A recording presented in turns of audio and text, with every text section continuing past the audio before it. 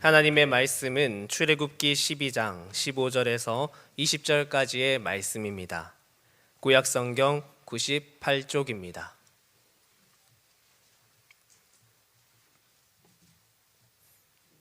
출애굽기 12장 15절에서 20절까지의 말씀을 제가 받들어 읽겠습니다. 너희는 이레동안 무교병을 먹을지니 그 첫날에 누룩을 너희 집에서 제하라. 무릇 첫날부터 일곱째 날까지 유교병을 먹는 자는 이스라엘에서 끊어지리라.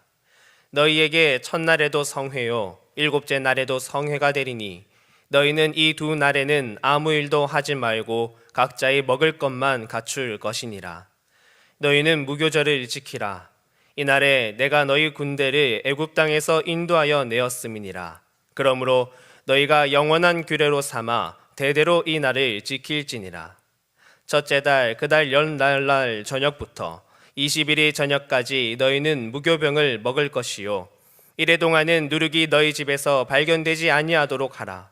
무릇 유교물을 먹는 자는 타국인이든지 본국에서 난 자든지를 막론하고 이스라엘 회중에서 끊어지리니 너희는 아무 유교물이든지 먹지 말고 너희 모든 유하는 곳에서 무교병을 먹을지니라. 아멘.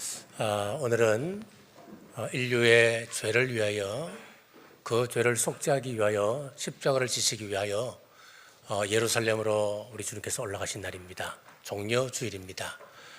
오늘 종려주일 무교절에 지켜야 할 것이라고 하는 제목으로 하나님의 말씀 선포하겠습니다. 수건을 벗고 구약을 보면 예수님이라고 고린도후서 3장에서 말씀하고 있습니다. 그렇습니다. 성경 모두가 예수님에 관한 말씀입니다.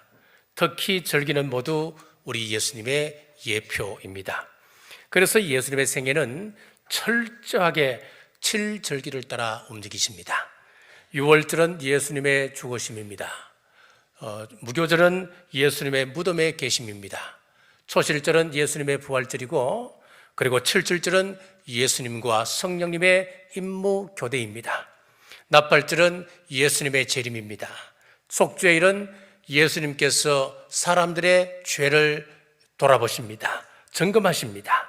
그리고 초막절은 우리 인간을 심판하시는 그런 날입니다. 오늘 우리가 무교절을 이해하려면 먼저 유월절을 살펴봐야 합니다.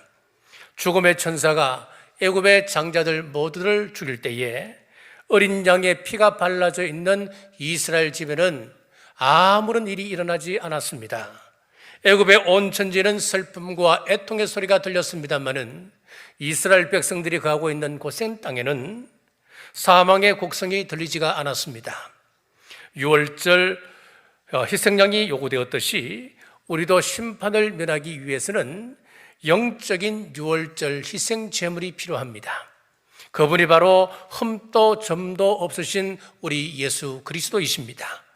우리가 예수 그리스도의 보혈을 의지할 때에 심판과 죽음이 넘어갑니다.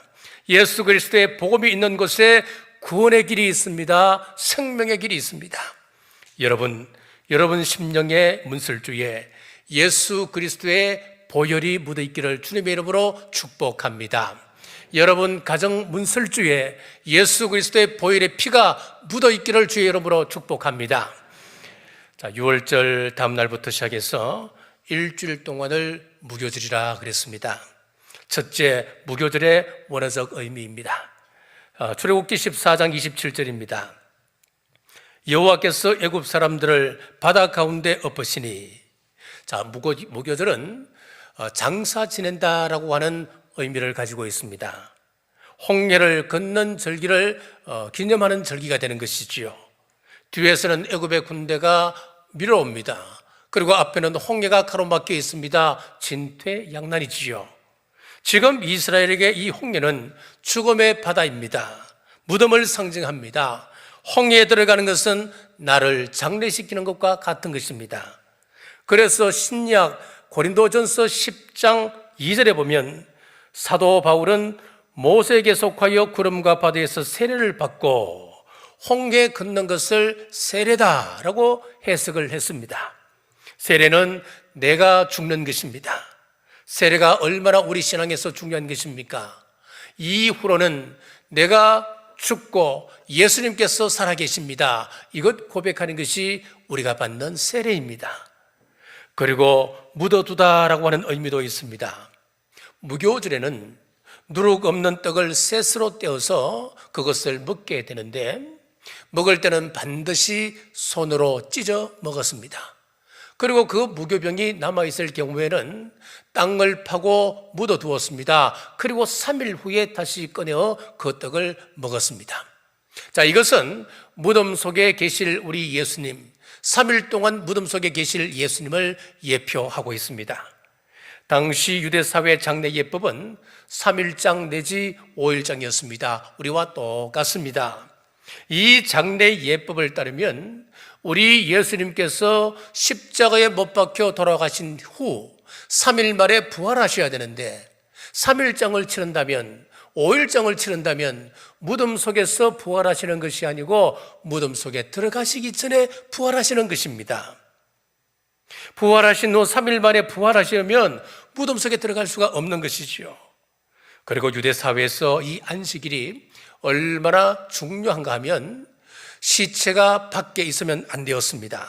그래서 안식일에 시체가 밖에 있는 것을 금하기 위해서 사형수를 사형시킬 때도 3일을 계산하여서 안식일에 걸리지 않도록 해서 사형 집행을 했던 것입니다. 더구나 우리 예수님께서 죽으신 그날은 유월절, 무교절, 안식일이 있는 매우 중요한 그런 주간이었으니까 시체가 십자가에 있는 것은 있을 수가 없는 것이었습니다. 자, 그러니까 일반적으로 보면 우리 예수님께서는 유월절날 돌아가실 수가 없는 것입니다. 당연히 십자가형을 며칠 연기할 수밖에 없는 그런 상황이었습니다. 그런데 우리 예수님의 생애가 얼마나 정확하게 7절기를 따라 움직이는지 한번 보십시오. 6월절 어린 양은 1월 10일 날 양을 선택해서 4일 동안 집에 잠시 보관해 둡니다. 4일 동안 아무 흠과 티가 없게 되면 1월 14일 날 6월절 날 어린 양을 잡게 됩니다. 이것 어기면 큰일 납니다. 6월절 어린 양 대신 우리 예수님께서 십자가에 달려 돌아가시기 4일 전에 오늘 예루살렘 성에 입성하셨습니다. 그리고 4일 동안 예루살렘에 계시다가 1월 14일 6월절 날 예수님께서 십자가에 못 박혀 돌아가셨습니다. 사실 대제사장들과 서기관들은 1월 14일 이 6월절 명절날에는 예수님을 죽이지 않으려 했습니다. 마가복음 14장 1절에서 2절에 보시면은 이 대제사장과 서기관들이 6월절 날 예수님을 십자가에 못 박게 되면은 밀란이 일어날 것을 염려하여서 그날 죽이지 말자고 했습니다. 그러나 하나님의 계획은 6월절에 어린 양을 잡았듯이 6월절 실체 대신 우리 예수 그리스도가 6월절 날 죽으시도록 예수님 하나님께서는 계획하시는 것이었습니다. 하나님은 계획을 이루시기 위하여 인간들의 불법 재판을 이용하시면서도까지 정확하게 계획된 그 날짜에 예수님께서 십자가에 못 박히시도록 하셨습니다. 당시 불법 재판에 대해 가할은 6가지를 지적하고 있습니다. 그 가운데 3개를 제가 소개하면 이렇습니다. 첫째, 재판은 일반적으로 기소, 심의, 재판, 선고 등 최소한 3일 이상의 기간이 소요됨을 율법적으로 지켜왔지만 빌라도 법정은 예수님에게 하루 만에 십자가형을 선고했으니 이는 불법이다. 여러분, 있을 수 없는 일이었습니다. 둘째, 재판은 낮에 행하는 통례를 무시하고 밤중에 집행되었다. 이것도 있을 수 없는 일이었습니다. 셋째, 안식일에 시체가 있게 되는 것을 금하여 안식일 전날에는 사형 선고를 내릴 수 없었으나 빌라도는 사형 선고를 안식일 전날에 내렸으니 불법이다. 이 외에도 3가지가 더 있습니다만은 어쨌든 인간의 재판, 이 불법을 이용해서라도 하나님께서는 반드시 그 뜻을 이루어 가십니다. 어떻게 불법을, 운명시간도 마찬가지입니다. 정확합니다. 유대인은 유월절인 1월 14일 9시에 양을 잡습니다. 자, 유대인들의 9시라고 하는 것은 우리 시간으로 하면 오후 3시입니다. 예수님께서 십자가에 운명하신 그 시간이 오후 3시입니다. 자, 양을 잡을 때 양의 옆구리를 칼로 푹 찌릅니다.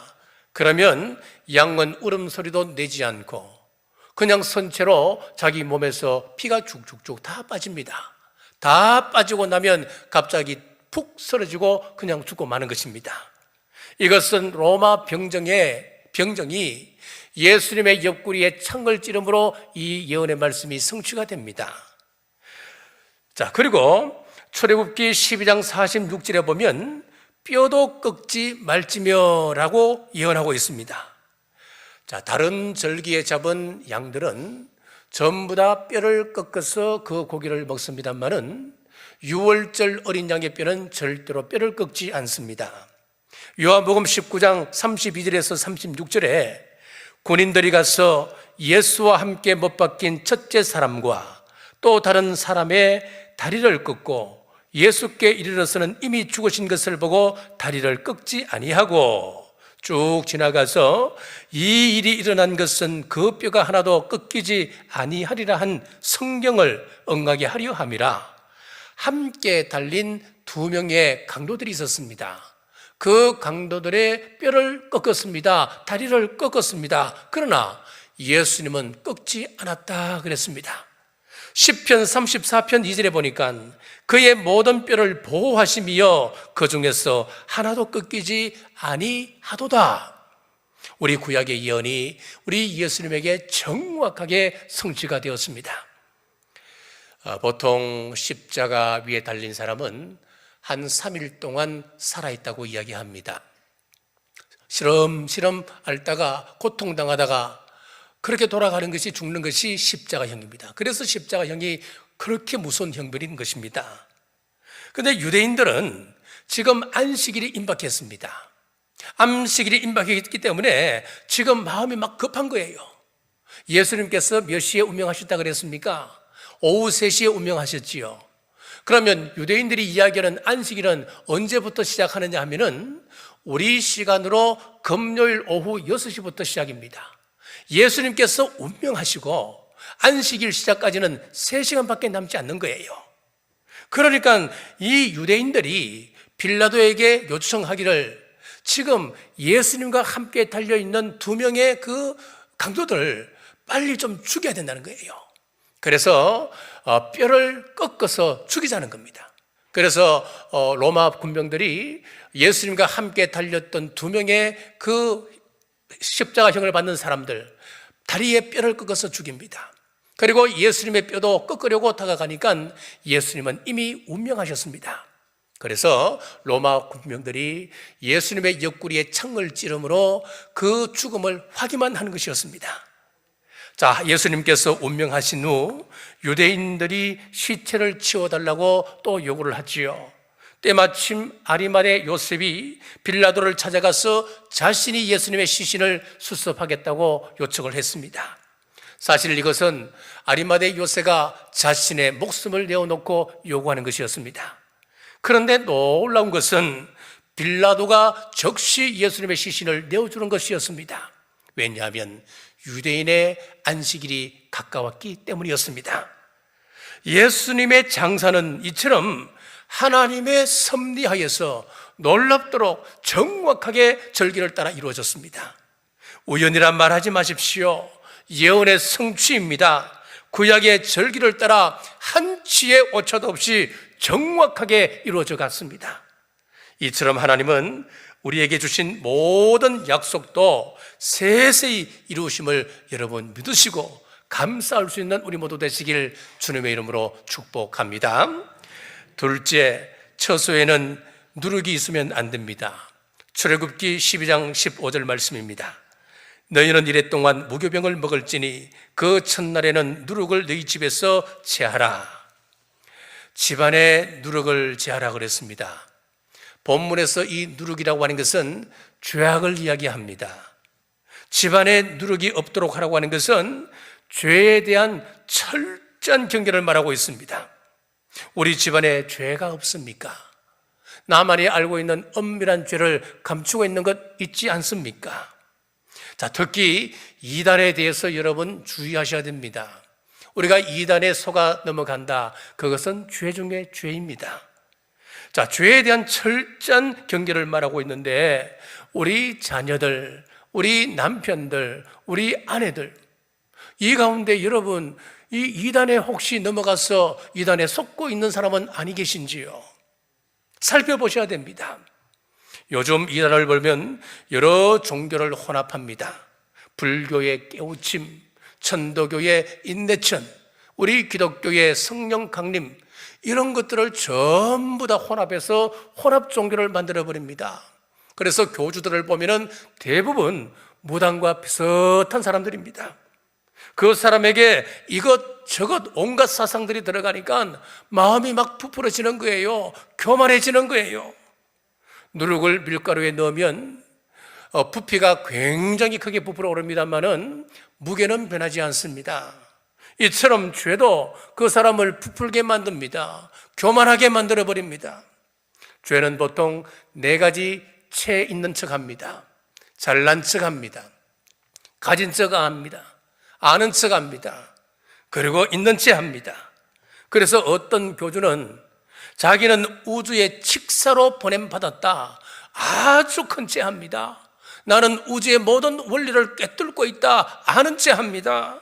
성령님의 능력인 양 있는 체하고 잘난 체합니다. 이렇게 누룩이 부풀게 하듯이 죄는 점점 크게 만들어 갑니다. 오늘 우리 시대에 제일 심각한 문제가 무엇이냐면은 죄에 대한 경각심이 없다고 하는 것입니다. 죄를 무서워하지 않습니다. 죄를 지어도 내가 회개만 하면 용서받을 수 있지라고 생각하고 있기 때문에 사람들이 죄를 안고 살아가더라는 이야기입니다. 죄가 가지고 오는 그런 모든 재앙과 저주와 이 모든 심판들 끌어안고 살아가고 있더라는 이야기입니다. 여러분은 이런 의문들이 없습니까? 저는 신앙생활 하면서 가장 큰 의문 중에 하나가 이 의문입니다. 예수님을 믿으면, 하나님을 섬기면 반드시 잘 되게끔 되어 있는데 왜 잘 안 될까 하는 거예요. 하는 일마다 꼬이고 터지고 또 빚 보증 잘못 써서 집안이 늘 풍지박산입니다. 조용할 날이 없는 거예요. 철하기도 합니다. 하나님 앞에 부르짖어 기도합니다. 평안할 줄 알았는데 평안이 아니라 더 복잡해집니다. 왜 그럴까요? 예수님 믿으면 잘 돼야 되지요. 잘 될 수밖에 없는 것이지요. 그런데 왜 그렇습니까? 바로 누룩 때문이었습니다. 예수님 믿는 사람이라도 죄를 가지고 있으면 저주가 오고 재앙이 옵니다. 심판이 따라옵니다. 그러므로 우리가 가지고 있는 기생하는 이 죄 반드시 처리하셔야 합니다.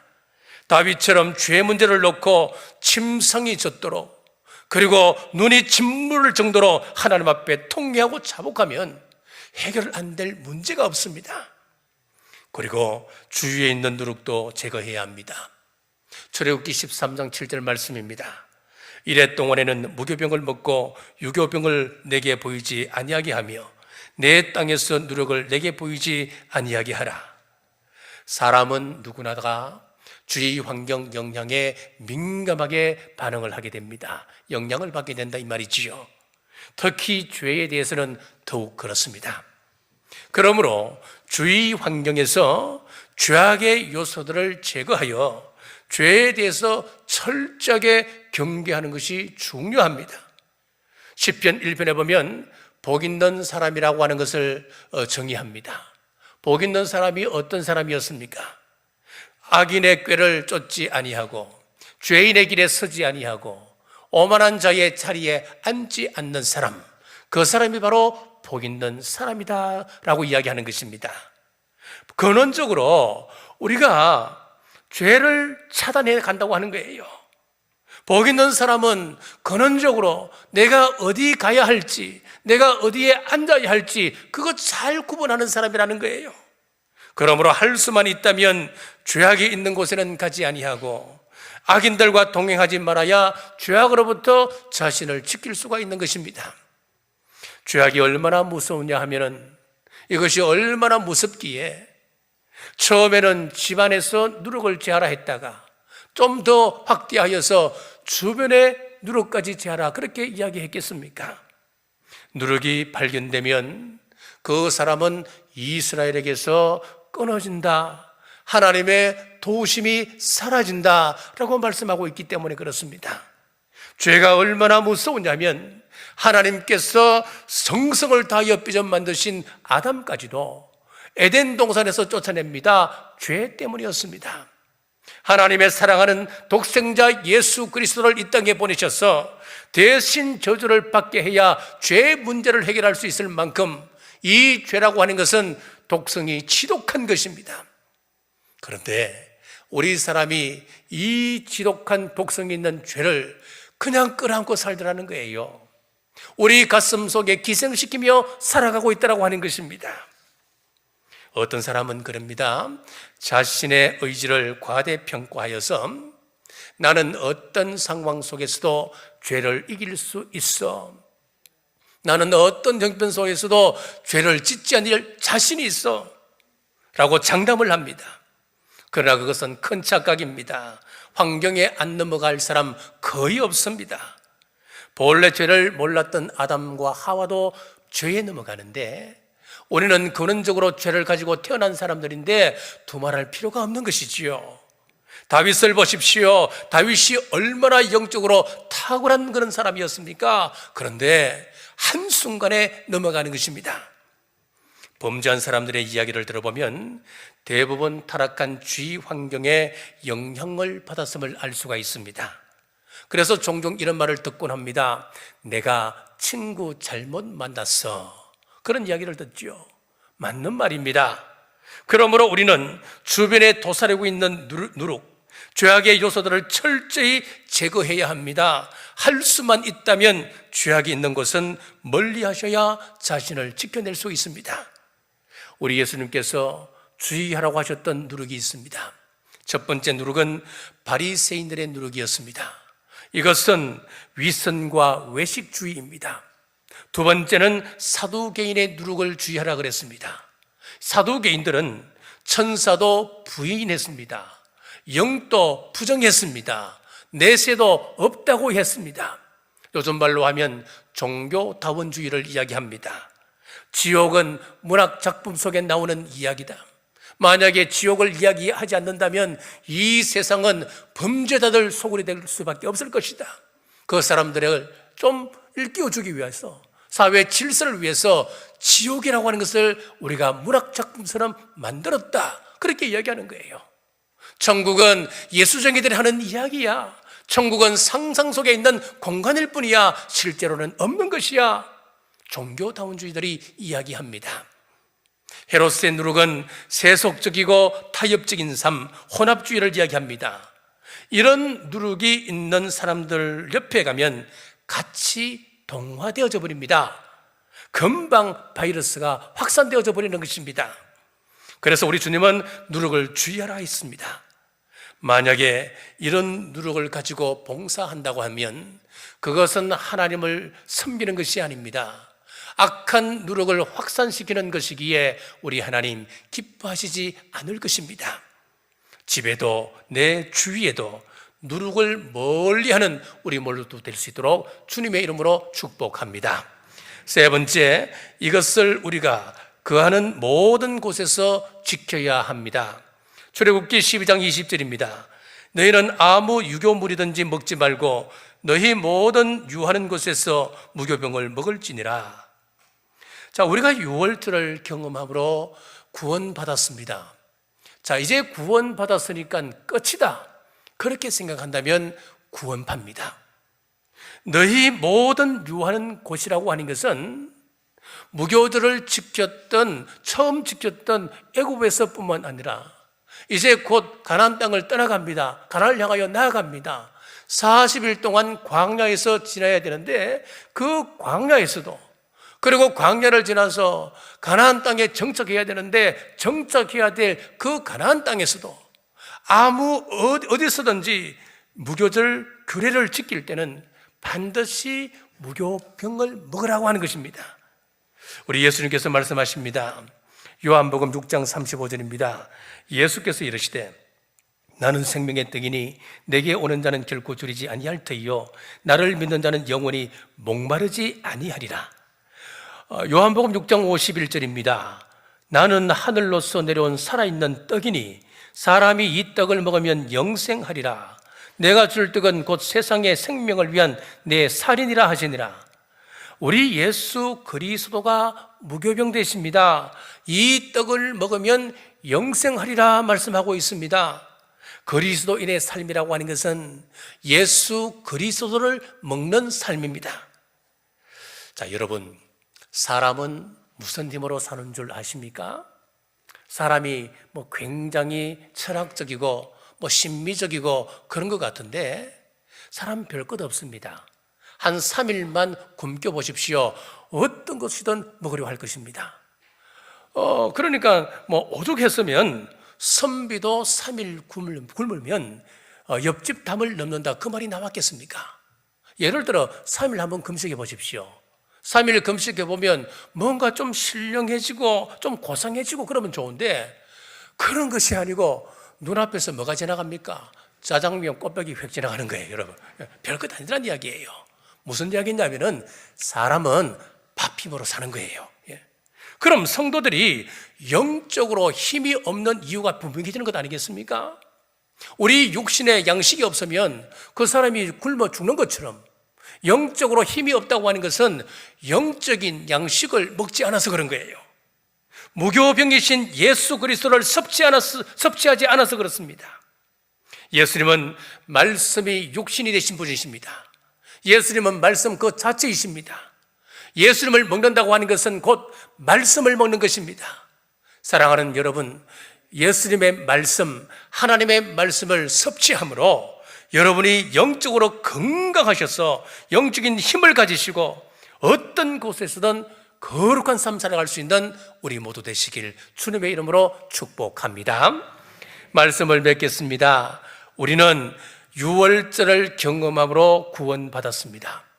구원받았으니 이제 끝이다. 그게 아닙니다. 무교들을 통하여 주시는 메시지는 이제는 거룩한 삶을 살아라라는 것입니다. 그래서 사도 바울은 빌립보서 2장 12절 말씀에서 두렵고 떨림으로 너희 구원을 이루라 그랬습니다.